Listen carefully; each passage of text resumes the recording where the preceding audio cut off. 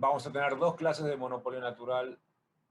La primera, vamos a ver qué es un monopolio natural, por qué es una falla de mercado. Y la segunda, vamos a ver los métodos de regulación o de intervención que existen en presencia de monopolios naturales. ¿Me escuchan? Sí, se escucha bien. Sí. Fantástico. Entonces, empezamos.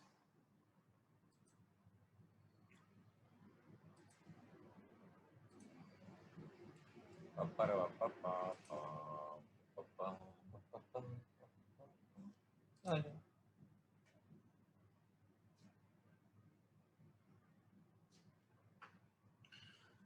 Lo que vamos a hacer al principio de la clase, vamos a repasar las medidas de bienestar, que son las herramientas básicas que nos permiten entender por qué el monopolio natural es una falla de mercado. Después vamos a repasar las diferencias entre monopolio natural y monopolio. Vamos a estudiar las dos definiciones de monopolio natural, la moderna o la nueva y la clásica.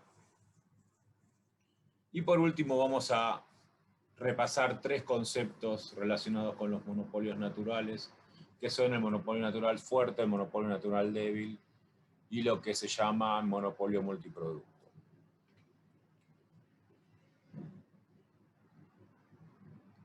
Yo insisto siempre en preguntarle a los alumnos quiénes cursaron Micro 2, justamente porque en esta clase y en las que veamos cuando estudiemos impuestos,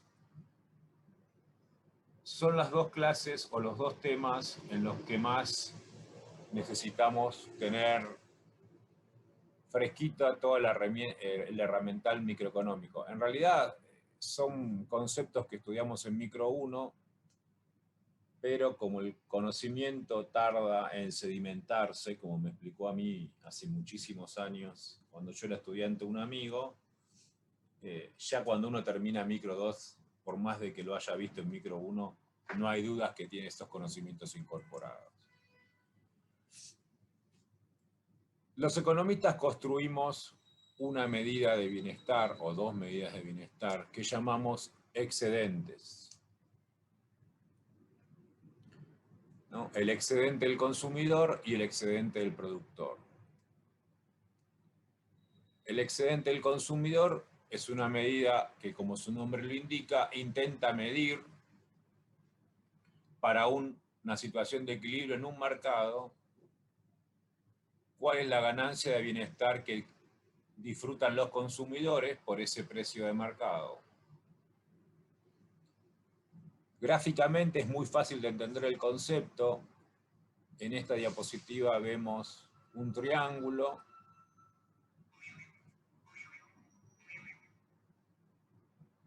El triángulo, ¿no?, es consecuencia de, a fines pedagógicos dividimos, vamos a ver primero el excedente del consumidor, suponiendo que la demanda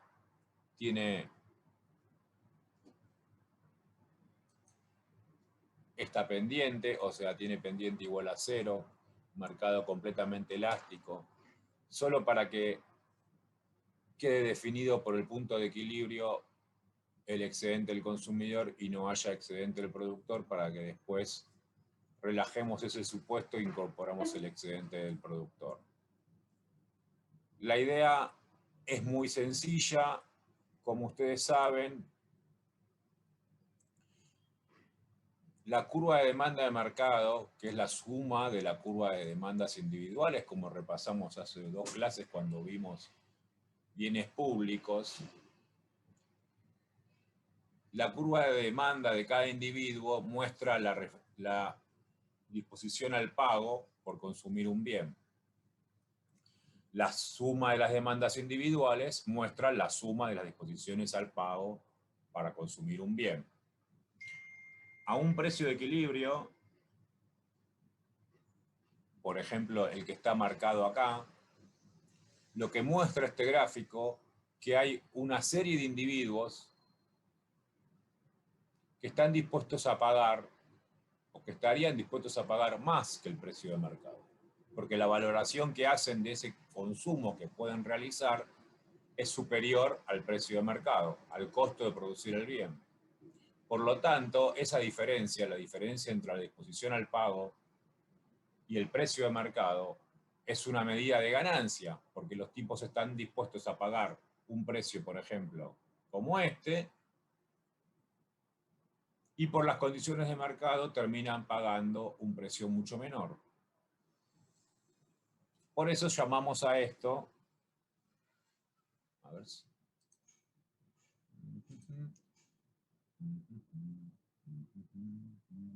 ganancia, perdón, excedente del consumidor, y es una medida de bienestar, ¿no? Obviamente, a un precio más, la idea intuitivamente es muy lógica. Cuanto más bajo sea el precio de mercado, dada una curva de demanda que resume la disposición al pago de los individuos, mayores serán los beneficios que obtienen esos individuos, ¿no?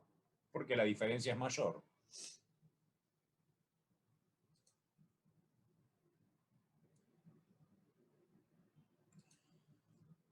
Los economistas utilizan el excedente del consumidor como una herramienta para evaluar el efecto en términos de bienestar de las políticas, ya sean políticas de regulación, políticas tributarias, cualquier tipo de medida económica que implique, o no solo una medida económica, sino también puede ser un cambio en algunos de los parámetros de la economía, en las funciones de tecnología, por ejemplo, que impliquen una variación en el precio, ¿no? Como muestra este gráfico, supongamos que por alguna razón que ahora no nos interesa explicitar, hay un aumento en el precio de equilibrio.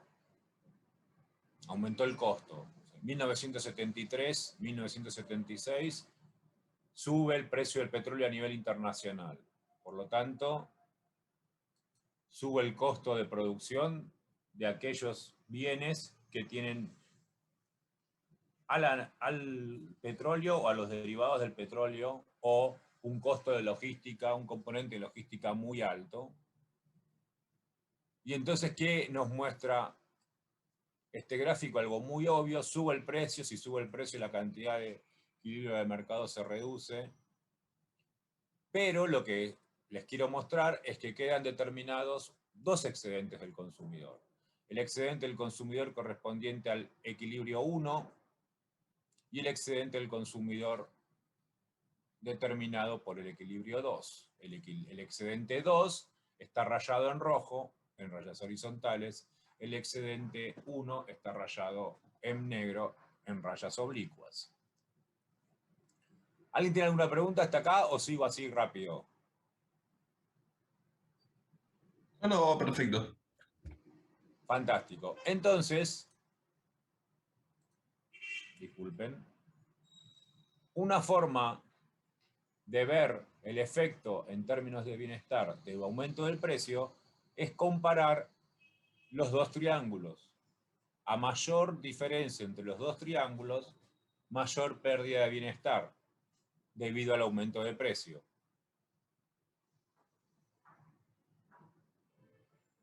De la misma forma que definimos el excedente del consumidor, o sea, la diferencia entre el precio de mercado y la disposición al pago que tienen los individuos, podemos definir el excedente del productor. Dado el precio de mercado, la curva de oferta con pendiente positiva, que es la suma de las curvas de oferta de cada productor, individuales, con la misma lógica. Como ustedes saben, la curva de oferta de cada productor depende del costo marginal, ¿no? Depende de la tecnología y por lo tanto depende del costo marginal de producción que tiene ese empresario y ese productor, y por lo tanto de su tecnología.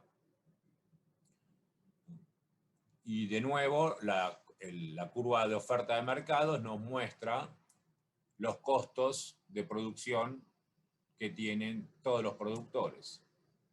El mismo razonamiento nos permite decir que, dado un punto de equilibrio, por ejemplo PC y QC, Hay productores que van a vender unidades de ese bien y van a cobrar PC, pero el costo marginal de producir esa unidad, por ejemplo, tomemos este punto. Este punto va a vender esta cantidad de Q que tiene este costo, sin embargo, va a obtener por vender esa cantidad de Q un precio que casi duplica el costo.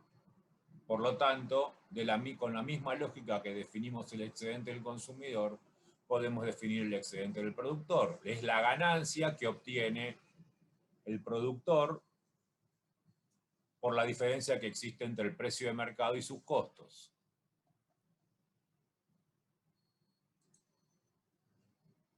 ¿Se entendió hasta acá?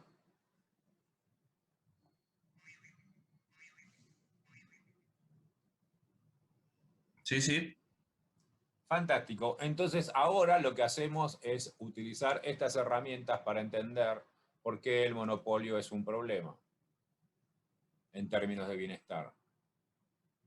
Como ustedes ya deben saber, esto es el gráfico clásico que nos intenta mostrar cuál es el nivel en el que maximiza sus beneficios un monopolio. ¿Cómo sabemos que este es un gráfico que representa un monopolio?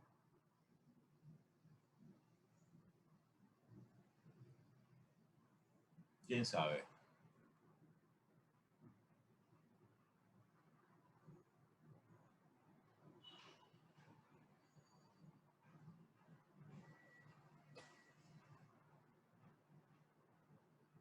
Nadie. Ja. Yo voy a anotar preguntas para el examen. ¿Puede ser porque ese punto donde el costo marginal se iguala con el ingreso marginal o estoy mal? No, ese es el punto óptimo, pero mi pregunta es otra. O sea, si yo te muestro, a ver si tengo el gráfico hecho. Si yo te muestro un gráfico como este, ¿cómo sabemos si estamos viendo un gráfico de un mercado competitivo o un gráfico de un monopolio? Puede ser que porque la curva de costo medio sube a lo largo del tiempo y si fuera monopolio natural, bajaría. No, presten atención a la pregunta. ¿Cómo sé que este gráfico representa un mercado que tiene un solo oferente? No me importa si es No natural depende o no. no depende del precio de equilibrio, sino donde el oferente maximice su beneficio. No. Repito, acá no está marcado el precio, por ejemplo. No tengo los costos marginales, no sé cuál es el punto de equilibrio. La pregunta es, ¿cómo sé si este gráfico es un gráfico que representa un mercado competitivo o es un gráfico que representa un mercado monopólico? Puede La ser respuesta... porque, A ver, eso. Dale, dale. porque no tenga en cuenta los costos de otras empresas. ¿Viene por ahí? No. Ok. Chicos, porque tengo una demanda con pendiente negativa. Si el mercado es competitivo, la curva de demanda es completamente elástica. Porque la curva de demanda sea completamente elástica, lo que quiere decir es que ese empresario no tiene poder monopólico. Si el empresario enfrenta una curva con pendiente negativa, estamos en presencia de un mercado que no es competitivo, justamente porque el empresario que estamos, o el gráfico que estamos viendo, representa una situación en la cual la decisión que tiene que tomar el empresario debe incorporar que tiene poder de mercado, justamente porque enfrenta toda la demanda. Bien, volvamos para atrás. Tingui, tingui, tingui. ¿Cómo hacemos para volver para atrás? Tingui, tingui. ¿Por qué no vuelvo para atrás?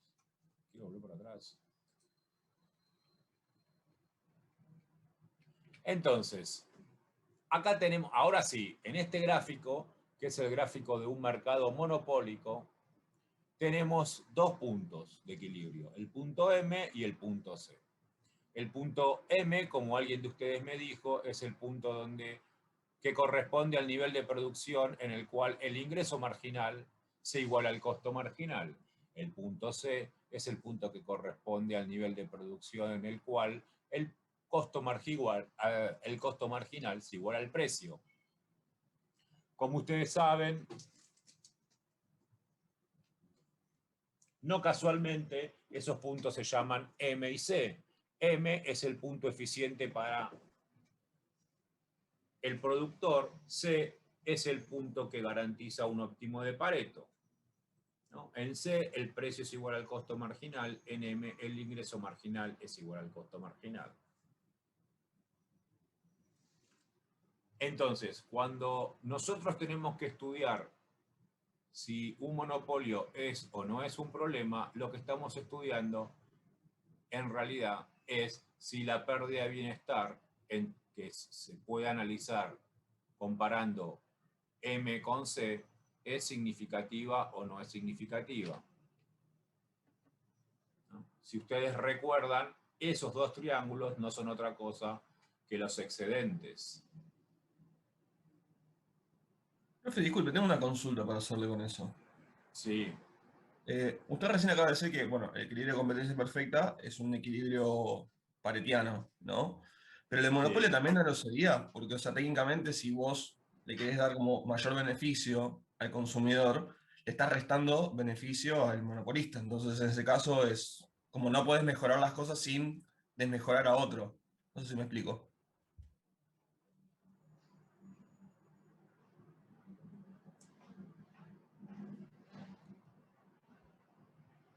¿Entendieron lo que pregunta? Hernán es tu nombre, ¿no? Sí, sí, yo Sí, soy sí. Hernán. ¿Entendieron lo que pregunta Hernán? Sí, quiere Es decir una, que es una el pregunta súper tramposa. Es una muy buena pregunta para tomar en el examen. ¿Por qué lo que dice Hernán está equivocado? Porque si ustedes recuerdan sus cursos de micro, a ver si lo tengo acá.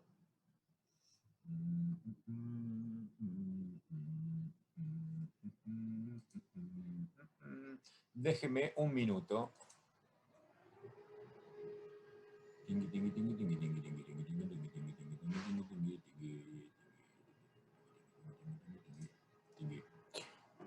¿Se acuerdan de este gráfico? Sí, sí. Todos los puntos E son óptimos paretianos.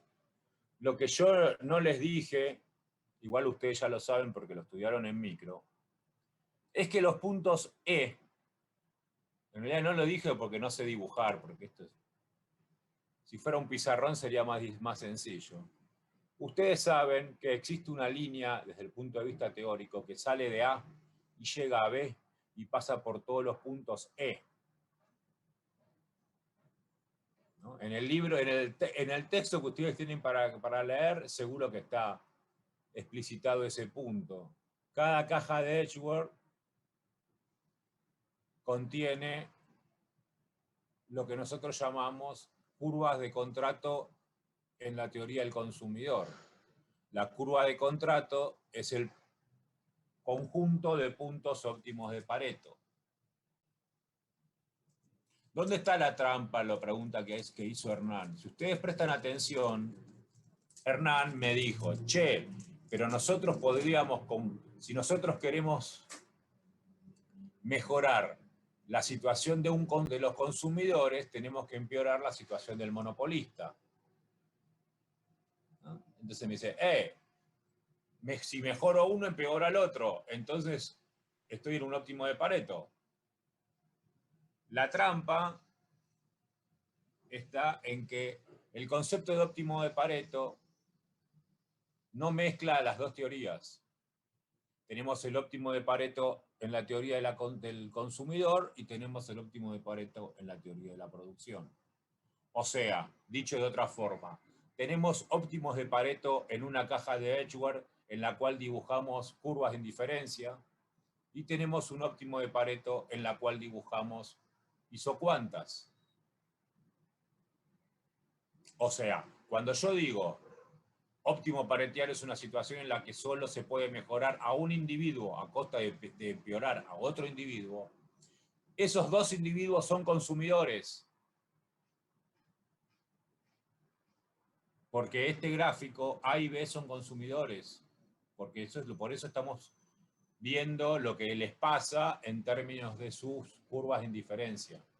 No estamos comparando la situación en la que se encuentra un productor con la situación en la que se encuentra un consumidor. ¿Se entiende? Por eso es incorrecto decir que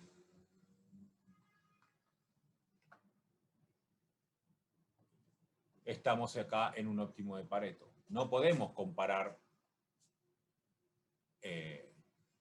la situación que tiene un productor con la situación que tienen los consumidores. No. Nosotros comparamos la situación que tienen los consumidores con la curva de contrato en el consumo y comparamos lo que les pasa a los productores con la curva de contrato en la producción. ¿Se entendió? Sí, sí. Sí, yo me acuerdo que en Micro 1 había visto que un monopolio, pero estoy dudando, me parece que era el monopolio discriminador perfecto, era óptimo panetiano, pero puede ser, la verdad tendría que buscar de vuelta los apuntes de Micro 1. Sí, pero eso es por lo que te cobra. Claro, porque va discriminando los precios, ¿no? Claro. O sea, eso no es que, o sea, si el monopolio le cobra a cada consumidor lo que el consumidor está dispuesto a pagar, la situación es óptima. Justamente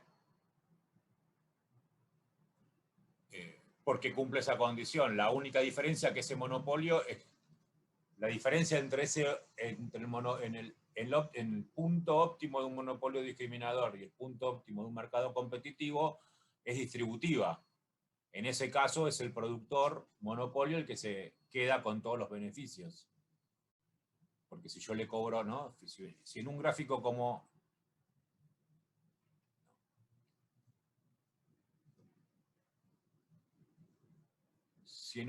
como este, le cobramos a cada uno, a cada consumidor, lo que el consumidor está dispuesto a pagar, no existe excedente del consumidor, porque todo se lo lleva el productor. Claro, claro.